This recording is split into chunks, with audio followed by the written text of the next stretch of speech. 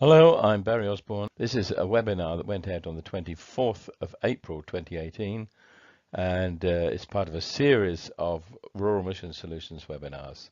These are available both on the website of Rural Mission Solutions, and the final slide of this presentation will carry that information, or it can be obtained via YouTube. And if you search on YouTube for Rural Mission Solutions, you'll find our channel and you can subscribe to that. Remember, if you do subscribe, click on the little bell. That'll ensure that you get notification when anything's added to the channel. And we're hoping to add quite a lot of material to this channel in the future. So anyway, let's move on with the slides. Just tell you a little bit about myself, because what I want to really talk about is how rural churches can become missional. But my own background started as part of an evangelistic team ministry that traveled all over the UK, at least all over Britain, doing rural evangelistic missions as a team going into a village situation. Team would be minimum usually of 4 people, could be 6 people, depending on what the program was going to be. Sometimes we even took a group of students with us for part of their training and experience.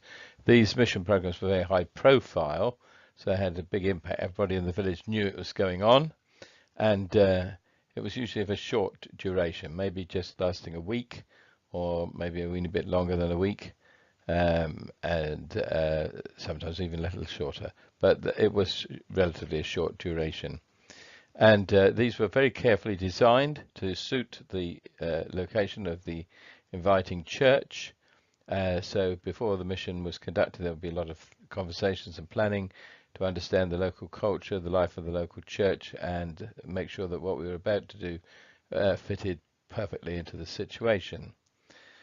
And as I indicated previously, this was undertaken on 3-nation basis, so Scotland, Wales and England. And of course we worked across all denominations. Sometimes it was several churches working together in an ecumenical basis, but usually it was a single church that invited us. The challenge of doing it across several churches was that rarely did their experience and their style and their faith actually meet, so that was always a challenge. Some of these missions had amazing outcomes. There were lots of conversions. In fact, hundreds of people came to faith in Christ through these, and often it had a great renewal effect on the church as well, and brought a refreshment to the life of the church. So there was blessing in the life of the church, and there were people added who came to faith through these missions. And it raised and improved the church profile quite considerably as well. Because it was multi-activity with things for children, for adults, for elderly people, for teenagers, all sorts of things going on, special events for men. We did all sorts of things just within a week, quite a lot of activity, and that really raised the profile of the church within the community, but also it improved the church profile because the activities showed the church to be alive and also to be caring, and that was important. So a lot of positive outcomes. But there were also some negative outcomes. One of the negative outcomes that I've not actually put on this slide is that I think it gave a poor impression of what evangelism is about. It kind of gave the idea that evangelism could only be undertaken by people who were very extrovert and talented. And that's not the case at all, of course. So that wasn't particularly helpful.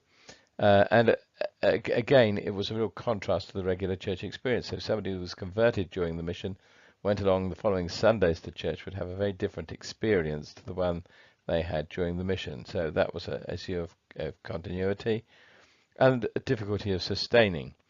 On one of the very effective missions we conducted in Cumbria on one occasion, towards the end of one of the evening meetings, a lady in the meeting, that was a fairly informal meeting, turned to the vicar during the course of the evening and said, "Well, vicar, I don't know what we're going to do next week with only you to entertain us." I wasn't offended by the word entertain, but I was challenged by the phrase only you. So for these reasons and for some others, my thoughts shifted away from doing it in this particular way with a particularly gifted team and actually saying, okay, can we actually enable rural churches to become missional? But of course, this is a challenge in itself. The rural areas contain about 10 million people. That's about 1 in 6 of the population live in the rural areas, with the largest population settlement would be 5,000. Most would be much smaller than that. And if you look at national information, often the rural areas are defined as having a much larger part of the population. But for my purposes, we in Rural Mission Solutions use the cutoff as 5,000. And there are all sorts of different kinds of villages, of course. Villages have changed enormously. And with the change of village life, obviously missional approaches have to change. Now, in overseas mission, the concept of enculturation has been known for a long time, that you actually present the gospel in a way that's appropriate to the village culture. Well, we don't have one village culture now. Although there are some villages that are much the same, there are quite a lot of villages that are now much more suburbanized. And so there are various factors that have changed, even in the time in which I have been involved in doing mission. I've spent 25 years in the old previous format and have been doing this mission enabling process much more since then.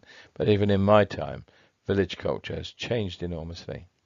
And of course, there are various kinds of churches. There's not one particular church, different, not just different denominations, but different traditions within those denominations. But often the churches are struggling. So the idea of becoming missional when you're just a few and you've possibly got an overstretched vicar, it's going to be a real challenge to the whole concept of becoming missional. But if we rely on the specialist agencies, the job's never going to get done. At best, putting all the resources of all the dedicated rural mission agencies together, we wouldn't possibly manage to achieve more than 2% of the task. So there's quite a challenge to do mission if you're a rural church.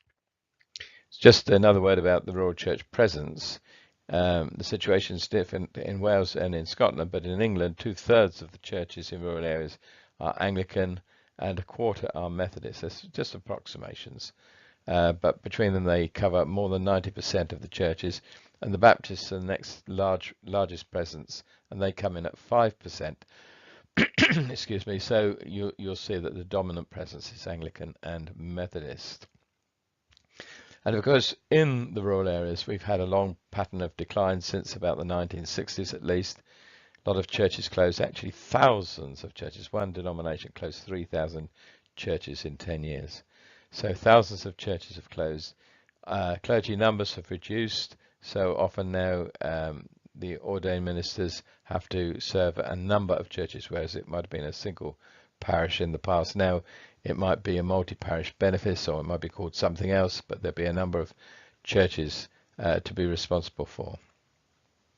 Now, while that's also stimulating the need to look at lay participation, lay leadership, excuse me, but it's still an enormous challenge. And then, as I've indicated, often churches are small in number, so they feel that they're weak. Now, proportionately, they might be quite good compared with some urban churches and suburban churches, but nonetheless, if you've only got a small number of people in your congregation, maybe less than a dozen, you feel incredibly weak. And all of this has led to a loss of confidence and a loss of hope. So in many churches, the people would not likely to be bold in terms of mission and not expecting things to change. That's a very sad picture. I'm glad to say that it's only a generalization, and there are lots of situations that would challenge those statements. So the purpose of this webinar is to look at, can rural churches become genuinely missional, and what would that look like, and how might that develop? Now, I have been working with this for quite a number of years, not only as a lecturer and teacher on rural mission, but also as somebody with a pastoral charge. So I've had the opportunity of putting this into practice in a rural church, and I have found that it works. So this is a very simple outline of the 4 steps that are needed to develop what is essentially a bespoke strategy for mission. First is the need to create a common understanding of mission and evangelism, and I want to emphasize the common understanding. Where a church has an evangelical tradition, it is possible to think that everybody believes the same and everybody has the same sense of values. But in my experience, that's not true. I've never found a church where it is true. So it's quite a challenge in some situations for those in leadership just to become aware that people do not all believe and agree the same thing when it comes to mission and evangelism. And of course, churches that don't have an evangelical tradition, well, they may have impressions of what mission is and impressions of what evangelism is. That's unhelpful, and those things need to be tackled. Well, once we've done that first step, the next step is to create a shared sense of priority for mission. Where does it fit in to the life of the church? And there are significant issues with regard to that need to be addressed as well. And when we've done that, well, obviously we want to implement any strategy. So how are we going to determine an appropriate strategy? I remember at a conference there was the question panel, and a question was put to the then Archbishop of Canterbury. Did he believe that it was important that intentional, articulate evangelism, where the gospel was proclaimed, was set alongside the sense of presence, missional presence? And he said yes. And then he said, but it must be appropriate. So we're going to be looking at what would make it appropriate. And then finally, we want to talk about being prepared to manage change. Now, this is really important. Many years ago, there was a national initiative called the Decade of Evangelism that was taken on board by lots of churches, and it was less effective than it could have been simply because nobody had thought through what are the change implications. Now, if we're going to develop an existing congregation that maybe has a maintenance culture, and we want to turn that into something that's missional, then that in itself is change, and there will be issues linked to that change process. And those need to be understood, and they need to be addressed. You don't have to wait until you've had a crisis and run into a problem. And if you can plan it out and manage the change properly, and obviously once the church has become missional, then its future life is going to bring change as well. So there are issues there. So those are the 4 steps. We're going to look at each of them in greater depth as we go. Let's start with disentangling the concept of mission and evangelism. Now, what I'm actually presenting in this webinar is actually something that I've done often on a church away day that might run from, say, 10:30 in the morning right the way through to maybe 4:30 in the afternoon. So a long program, a lot of opportunity to unpack it. So this is only just an introduction, and it'll possibly raise more questions than it answers. But as one of the exercises when I'm doing this, I'll put up a flip chart with half a sentence, just the beginning of a sentence, mission is ... and invite people to tell me what mission is. And all sorts of things come out once people start to do that. Now, I don't mind what they say. I'm not evaluating it. I'm not going to judge anybody. And they can say mission is scary, mission is offensive. I don't mind what they say. But we get things out. We get the conversation going. We find out what people think mission is about. Now, essentially, where I want to end up with this is that people realize that mission is about the purpose for which we exist. God is the God of mission. And Jesus came into this world. He came in with a mission. He was a man with a mission. And we are called to be his disciples. And Jesus passed on the mission responsibility to his disciples, whom he had trained, and then he charged them with the duty of passing it on to others also. So each successive generation should be missional. Now, our churches wouldn't exist if they hadn't been established as a result of mission in the past, the missional intention. So it's important that we rediscover that sense of mission. But often it is entangled with the idea of evangelism. And for many churches and Christians, evangelism is not a welcome concept. People have all sorts of understandings. Before we come to that, let's talk about mission in the sense of it being holistic. That is not just about evangelism. Many years ago, the Anglican Communion introduced something called the 5 Marks of Mission. This was an attempt to describe different ways in which mission might be expressed. You may be familiar with these. Other denominations have adopted them as well. and they are still used in various different parts of the Anglican Communion throughout the world. So the first mark is the proclamation of the gospel, so proclaiming the good news of the kingdom. The second is to teach, baptize, and nurture new believers, and one of those seems perhaps to follow the other. That would be fairly logical. The third mark of mission was the response to human need by loving service. Now, this was the mission of Jesus. He didn't just teach and proclaim the kingdom, but he healed the sick and brought deliverance. So as we continue the mission, remember Jesus said, as I was sent, so I'm sending you. So we serve in mission just the same way that Jesus did. So there needs to be a response of loving service to those in need. Fourth thing has to do with responding to unjust structures in society, to speak out against them and seek to transform them. And then finally, to do with the environment. Big issue at the moment is we're concerned about the impact of plastics. So it's God's world, and so as part of our mission, we should be seeking to safeguard the integrity of creation and sustain and renew the life on earth.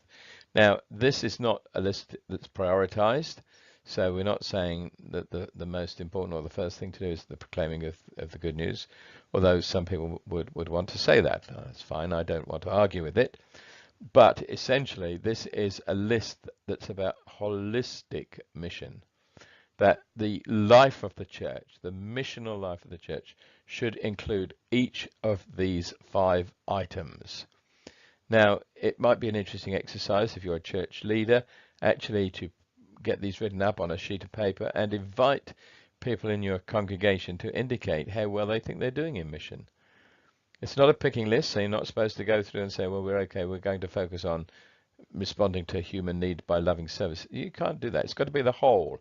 So how well is the church doing as a whole? So you could invite people to score it out of 10, each one separately considered. So in terms of 1 out of 10, how well are you doing with proclaiming the good news?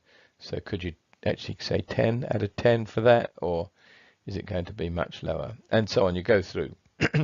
And then you could have a conversation around how that has been developed. And that would be quite helpful to do that.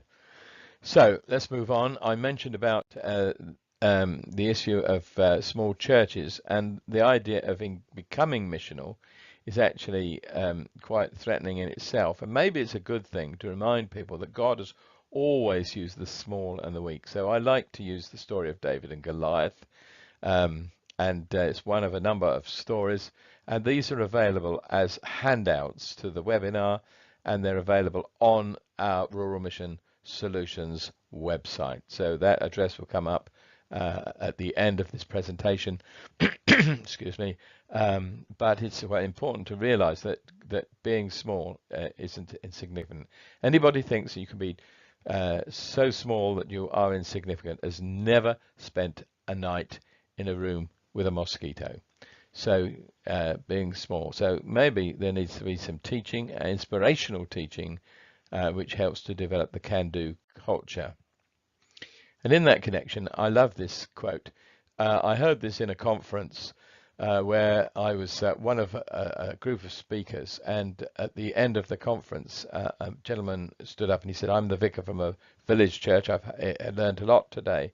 But he said, the reality is that I should be going back to my small rural church, and we do not have the resources to do what we would like to do in mission. And the local diocesan missioner rose to his feet and said, my brother, God has already given you everything you need in order to do what he wants you to do right now. And there's an important theological issue there, that if our activity of mission is a response to God's call, then God will not call us without equipping us. Now, it may seem that we haven't got anything. It may seem that a few loaves of fishes are never going to be enough to feed a multitude, or a young man with a sling and a stone is insufficient against a seasoned warrior. But the Bible shows us that God has already equipped us with everything we need. So that's well worth pondering. We might come back to that a little later. God has already given you everything you need, and of course everyone you need, in order to do what he wants you to do right now. So if a church is to develop a bespoke program of mission, then it'd be interesting to actually ask that question. Okay, where does everybody fit in? Because not everybody is an evangelist, so where do they all fit in to the program of mission? And unless we address that and do that, we're going to come short of the ideal. So mission is about the purpose for which we exist, but sometimes we forget why we exist. It's so easy to do that. Maybe like me, you've sometimes found yourself going into a room in your home in order to do something or get something, but you get there and you can't remember. Why have I come here? And what do you do about that? Well, there's one strategy that suggests you just go back and start again, and maybe it'll come back to you. But quite a number of people, and excuse me possibly for being slightly sexist, women are very good at it. If they find themselves in such a situation, they'll find something worthwhile to do.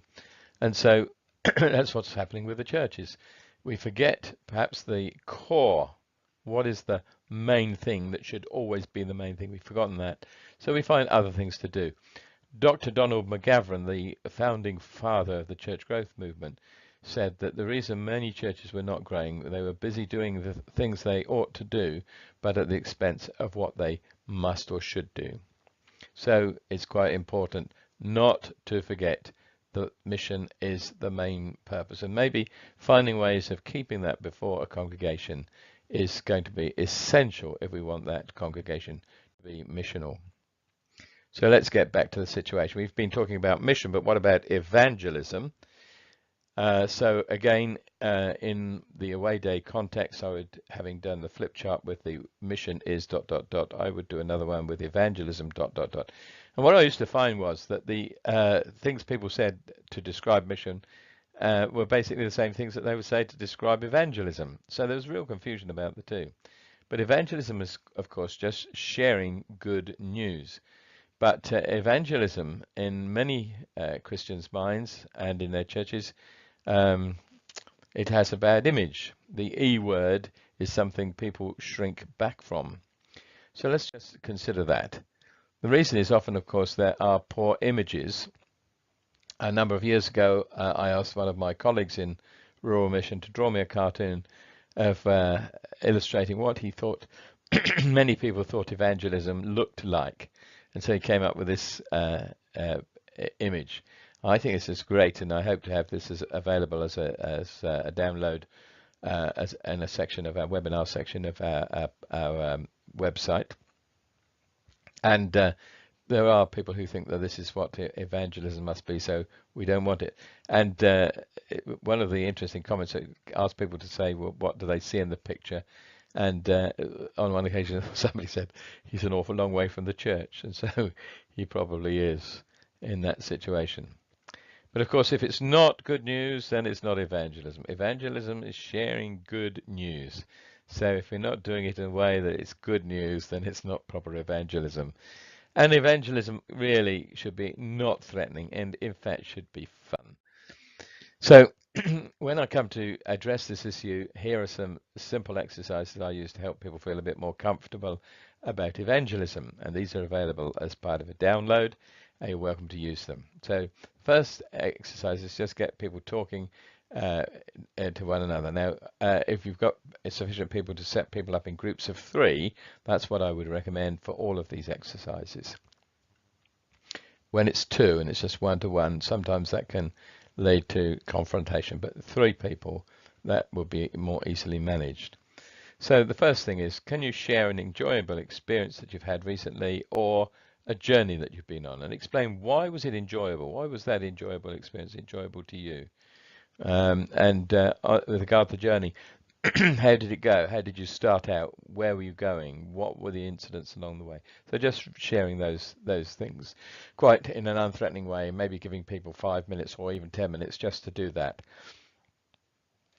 Then there's an exercise on the handout sheet which uses the title Evangelism is, and there are about 5 definitions of evangelism. Each is somewhat different from the others, and we ask people at an individual level just to look through the list and to score each of the statements. 5 statements, and we ask them to score it out of 5. But that's not to put them in a list, not an ordered list of 1 to 5. But each statement, evangelism is da da da da da. What do you think about that? Is it a really good definition? Do you identify with that? If so, give it a 5. If you don't like it at all and you think it's hopeless, give it a 0. But maybe somewhere in between you'd score it. And then we invite people to reflect on that. Maybe in the small group they could talk about what they did and listen to one another and hear how people did it differently. Sometimes I follow that with a plenary, or I jump straight to a plenary rather than do the follow-up in a small group. The third exercise is to reflect on how God has spoken into our lives. Now again, there's illustrations for this, and there's a list of things. It's not intended to be the only thing God uses to speak into people's lives.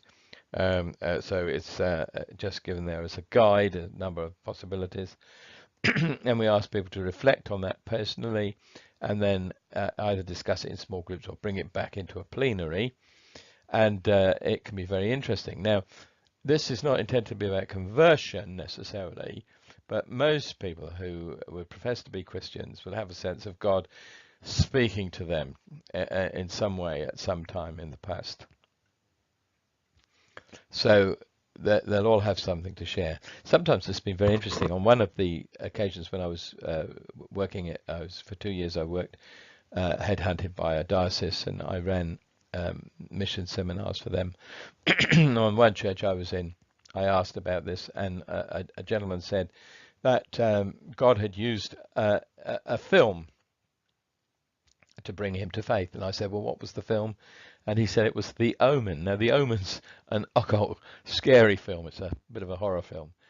And I asked, how did that work? And he said, well, it made him want to read the book of Revelation. So he went home, found a Bible, dug it out, read through Revelation, and then started again with Matthew and read through from Matthew. And on the way he found Jesus. So it's great, interesting, different ways in which God has spoken. And this is a good exercise because, again, it's teaching us that it's not one way. God works with different people at different times in their lives and in different ways. So that's what that's all about. The fourth exercise is very powerful. It's to ask people to write down on a sheet of paper 3 things that make Jesus special in their experience. So 3 things that makes Jesus special in their experience. Now you need time to write that down. They may cross something out and put something in its place, but they end up with 3. Then we ask them in a group of 3, each to take a turn explaining what they've chosen and to listen to the other. So each gets a turn to talk. And then when they've done that, we ask them, could you actually agree between you on 3 things that you think are the 3 most significant things that make Jesus special for you as a group?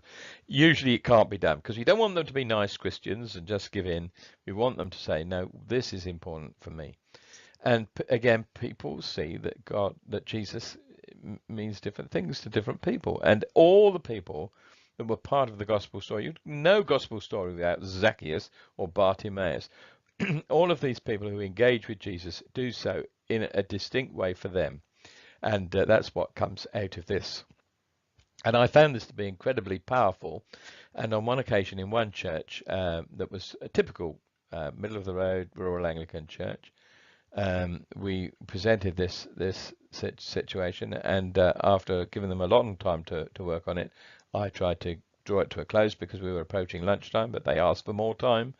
And after about 5-10 minutes more, I said, okay, can we close? No, they wanted more time.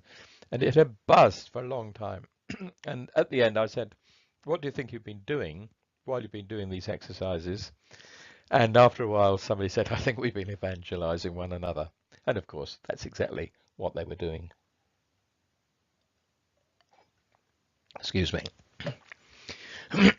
So, of course, what we want to do is say that there's more than one way to be an evangelist. We give thanks to God for Dr. Billy Graham. His life and his ministry was a very important one. But of course, there are other ways of evangelizing, and often it's the informal conversations that are the most effective form of evangelism. Coming back to the issue of mission, we need to ask the question of how do we prioritize it? Where does it fit into in the life of our churches. And this cartoon is particularly helpful. Excuse me. And I hope to have it available as a download on the website. And there are a number of things you could do with this. You could ask people to if you give them all copies of it, perhaps, or you project it up on a screen, to actually say, okay, what do we see here? And of course, there are people who are seeking to undermine the event. If this is a picture of a church, this is an image of a church on a mission. There are people arguing about the direction, fighting over the rudder. Somebody trying to dismantle it because he doesn't like the direction it's going. There are people who are oblivious to anything and just singing in the choir. So that's not to say people in the choir can't be missional. There's somebody who's concerned about fabric and painting everything up. There's one poor man up on the mast, and we might say, okay, he's clearly trying to give some sort of instruction, but what might he be saying? Or what might he might give a number of instructions. So what might he ask people to be doing? And of course, we notice that one person has got so fed up with it all, he's dived overboard and is making his way. I think that's meant to be Jesus in the distance.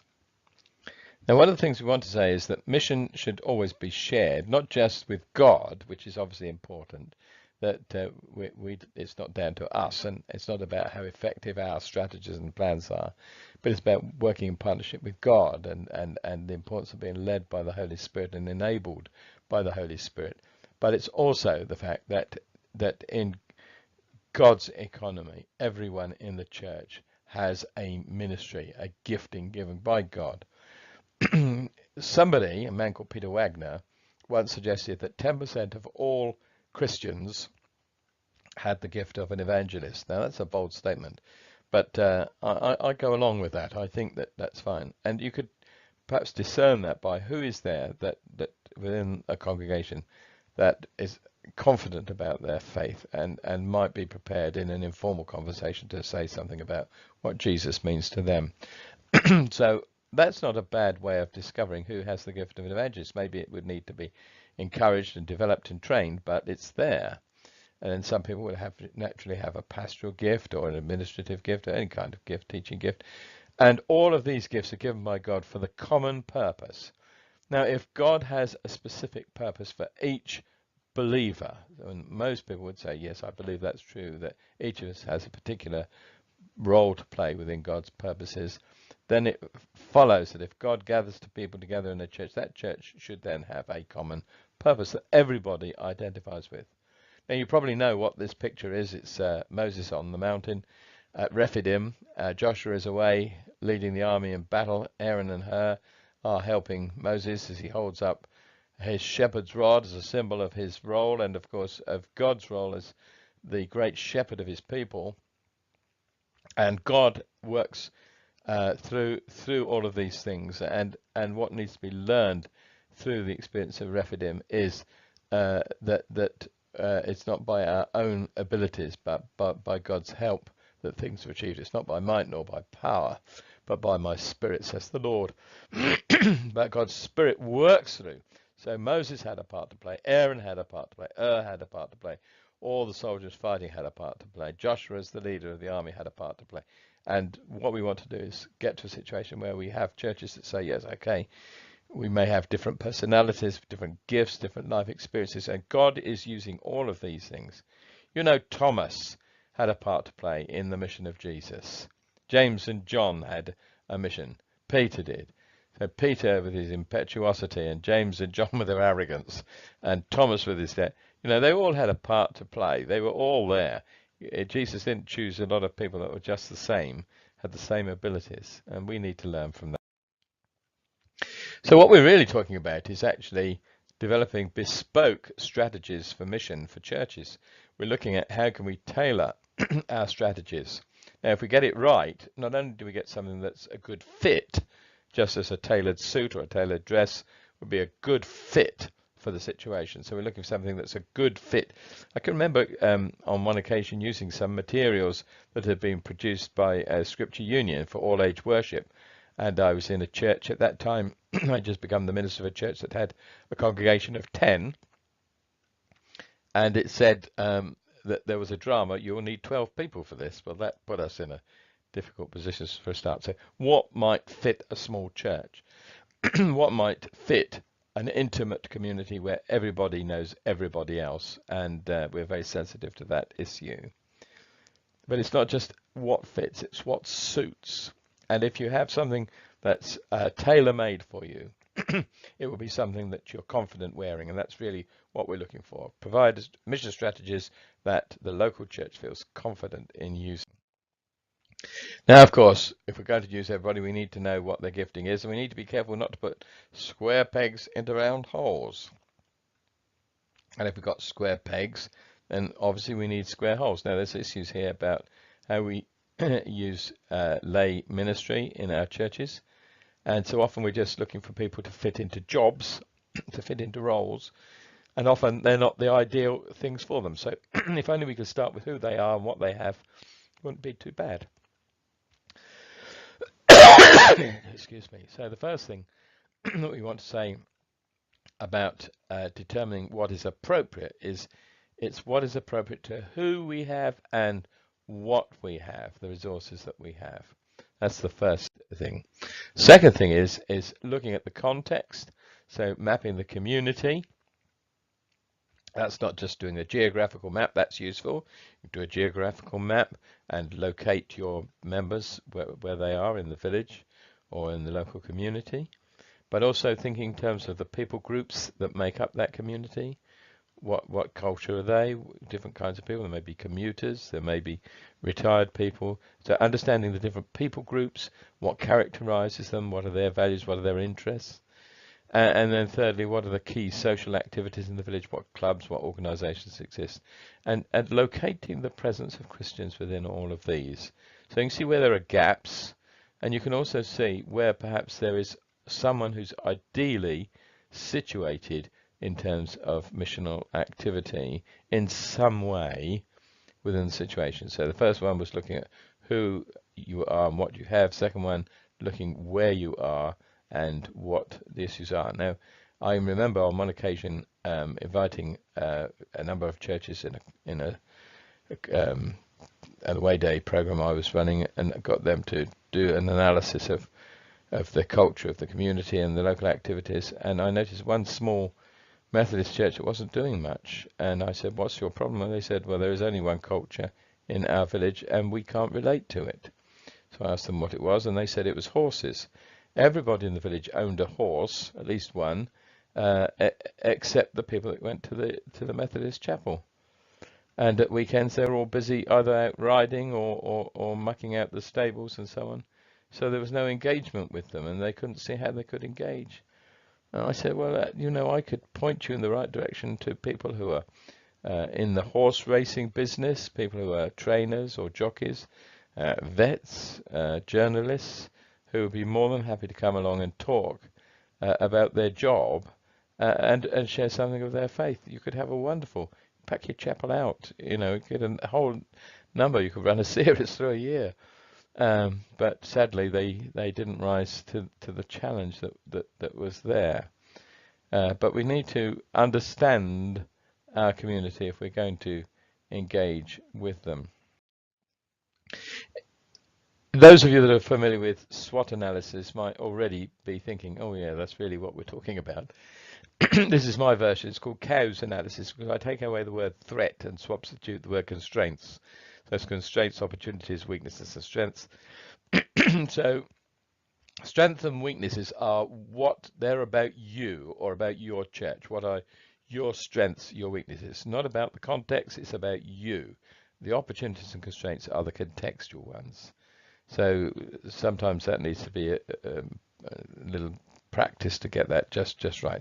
But basically you're going to say, okay, what are your strengths? How could they be used to engage with the opportunities or to overcome the constraints? What are your weaknesses? So what do you need to do so that you're not disadvantaged and you overcome any drawbacks that you might have?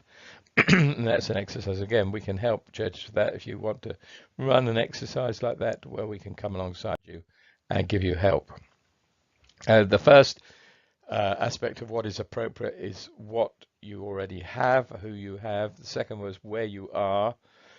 and what are the cultural contextual issues. The third is, what is God saying at this time? Now, it's unlikely that in a church you will have an awareness of what God is saying and doing, but it's amazing if you can create some space to explore it, what might come out. On going back to the time when I was working within an Anglican diocese, seconded to help churches develop into being more missional. On one occasion I felt God had laid on my heart that I was to ask this question: what is God saying to you as a church at this time? So partway through the process I asked the question and nobody responded, and I waited and nobody responded, and I was rather embarrassed, and I thought I'll move on with my presentation. But then I felt God saying, no, stay with it, but do it differently. So I came back and I said, look, can I put it slightly differently? Is there anybody here who feels God has been speaking to them personally? It may feel as if God has been nagging you on something. And one young woman put her hand up, and I asked, do you mind sharing with us what you think God is saying to you? She said, no, God is saying to me, I should not be embarrassed to talk about Jesus to my friends. So I thanked her, and I thought that was good. I'm glad I did that. And I was ready to move on. And again, the Spirit of God said, no, stay with it. So I came back to the meeting saying, I need you to be absolutely honest with me on this point, but I need to know, is there anybody else who feels God may have been saying to you what he was saying to this woman? And everybody there raised their hands. So they were all hearing the same thing. So what was God saying to the church? He was saying to the church what they were hearing him saying to them personally. But they needed to articulate that in a group situation. And of course, if you set up a situation to do that, you need to be careful not to allow those who are more articulate or eager, the keen is, to dominate the situation. Some people are quieter, slower to speak out, need time to think. So be careful that that people don't dominate it. So the question is, are you able to discern what God has already given you and everything you need in order to do what he wants you to do right now? There's a challenge to go away and think about. So once we know what we're doing, we're looking at who we've got and what their gifts, what their personalities and ministries are, and we're going to use those. We're going to tailor things to fit that. We're going to tailor things so it's appropriate to the context in which we're situated. We need to then refine and focus. And of course, you know, I'm sure, that it's better to do a little well than to try and do much and fail. You also probably know that if you do something, just make a small start, and it succeeds, that builds confidence and enthusiasm. But you need to say from the start, it's okay to fail. We'll try not to fail, but if we fail, it is okay. One of the things you can do is develop a strategy analysis table. Basically, what you do is you identify what your aims and objects are. Maybe that you want to, as a church, become more engaged with a new housing development that's taking place, or area of the community you don't currently have anybody who's a Christian in that part of the community, that road maybe. So you've got various strategies. Maybe it's to reach men or to do something with children. You know, you know what it is your strategic aims are. And then you can have a number of suggestions. You know, you could do a brainstorming thing and welcome ideas and suggestions of how you might go about this. So they form the other side of the panel. And then you go across, and where both these meet, you could then score and say, how successful do we think this would be? So you put a score out of 10, and you'd soon see what is the most effective strategy to meet a particular objective. So that's quite helpful. Do try to engage everyone in the process, not just have a few people who are keen and some people who become disenfranchised and dispossessed, but get everybody involved. It will release creativity. It will release lots of great ideas. You'll be surprised what people come up with who you would never have dreamed something coming from them like that. And when people are sharing in the process, then they're going to be much more supportive of the process, rather than having it imposed on them without understanding why this strategy has been introduced. So get them involved in sharing. Really vital that you do, and you're not there neglecting what God has given you in the process. So let's move on to the last step, which is about being prepared to manage change. This is a big area, and I'm not going to speak too much at it. But one of the things you need to do is set review dates for any strategic development. When are you going to stop? You're going to look at it in 6 months' time or wait for a year. Don't wait for longer than a year, but have a review date when you're going to look. You're going to think about how we're going to evaluate it then. What will we know? So you ask the question, what has worked well? Why has it worked well? What has not worked well? Why did it not work well? Was there something happened, an outcome that we didn't anticipate? Was that a good thing? What are we to learn about that? So all of those things are important. And then, of course, to ask, do we need to make any changes in the light of what has happened? And what, when, and how we do things. In the light of these outcomes, what changes do we need to make? And of course, then you also have to say is, well, okay, where do we go from now? So the whole process doesn't stop. It just goes round and round, just like a cycle, all the time, moving on all the time. So the sense of the church being on the move with a clear sense of purpose and feeling that that's designed to suit them. And of course, they're going to be different. The thing is, if people are added to your church is going to be different. It's not going to be the same church once other people come. And people need to be aware of that and ready to move with God and allow the changes to take place. So I hope that this has been a helpful process. Know that we're here to help you. If there's anything we can do, please drop us a line. We'd be pleased to hear from you. Send an email. You can get our address off the website, and we'll help you, whatever your denomination, tradition, wherever you are in the country, whatever kind of community you're settled in. We've some experience, almost certainly, of working in a similar situation, and we'd be only too pleased to help you. The website is there with resources that you can get. If you go to the section about what do we do, you'll find all sorts of things there. And you'll also can follow us on Facebook and Twitter, and we have a YouTube channel, and this video will be available on that. So thank you for watching through this video on this occasion. We hope it has been helpful to you.